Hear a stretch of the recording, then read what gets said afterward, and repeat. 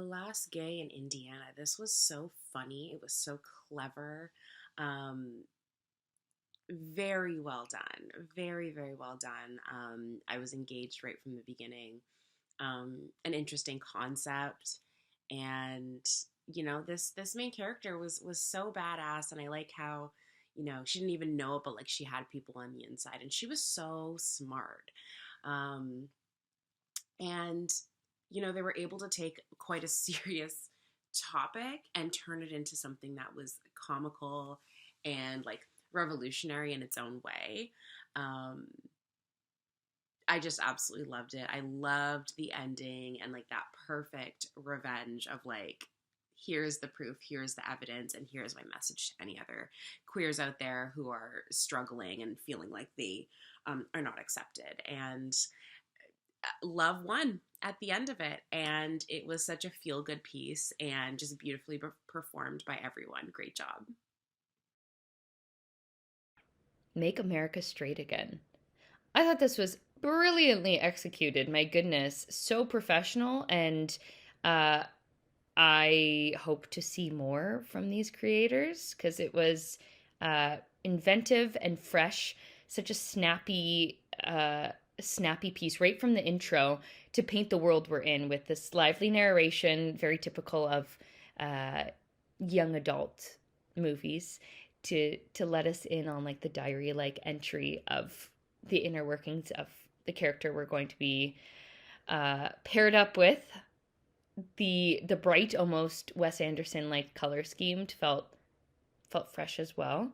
I thought it was really creative filming and storytelling techniques peppered throughout that kept my attention wrapped, and it's a technique that's really effective for people's lowering attention spans, and also for the younger teen and young adult audiences, as they have shorter attention spans than most. The acting was really, really solid. I was very impressed, despite the high levels of comedy, absurdity, and uh, unlikely scenarios.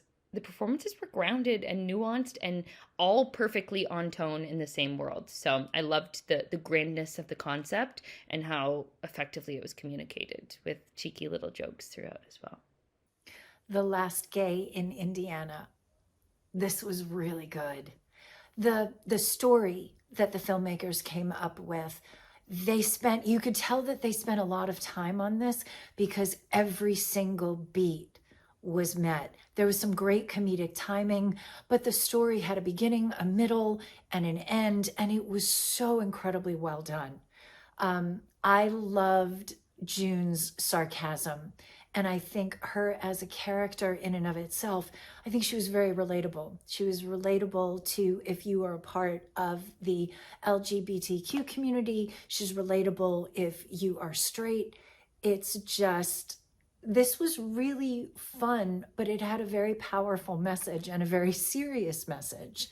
I think the flashlight communication that they did was really clever. It did make more sense when it was towards the evening when they were doing that. And in a couple of areas, there was some soft focus. But other than that, this was fantastic. And I loved it. Great job, y'all. This film is called The Last Gay in Indiana. This was such a well done short. The lead character, June, who is gay, is being put through horrible conversion therapy by Mike Pence. Love the performance of June, so feisty and witty, and the actor playing Pence does a perfect send-up. I enjoyed the writing of the piece, lots of perfect jabs and showing hypocrisy. Hair, props, and costumes are all great, and the claustrophobic setting worked really well. Excellent job. Check it out. The Last Gay in Indiana. This was really entertaining. I feel that it reminded me of a bit of Clockwork Orange, and another movie that came out recently. Overall, I thought it was a really funny approach to a dystopic setting, what it might look like, and had a very pleasant, low stakes comedic approach to tackling that dystopia, which I thought was really nice. And overall makes for a really nice feel good short. The Last Gay in Indiana is a really great piece. It follows this woman as she goes to conversion therapy, which is run by Mike Pence, which is, I think it's a great jab. I think it was really well done. Shout out to the actor who played Mike Pence. Shout out to this concept as a whole, because it really does point out all the hypocrisy that goes into these institutions and how demoralizing they are, and how it just points out the flaws with this, and how these conversion therapy places that are supposedly an institution of God are very very hypocritical and not loving and not showing the care and all of that, and especially having this very pseudo-Christian figurehead of Mike Pence really nails that in the coffin. I think the acting was great. I think the dialogue was great. This concept as a whole was really interesting to watch. It was paced out really well, and it came together to be a really, really great piece. I really want to commend you for this. Very well done. This review is for The Last Gay in Indiana, and this is totally amazing. The comedic and ironic touch they give is very clever.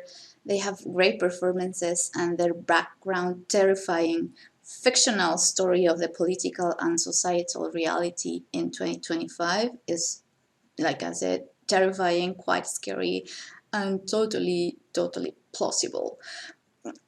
They have this phrase through the film that says that this person has an intrinsic wrongness within her, and that is just so wrong in so many senses that I am glad this was taken with such levity, but it is such a deeply rooted topic in a lot of cultures, denying and rejecting, that I am glad they took this more comedic turn. And the twist at the end with this streaming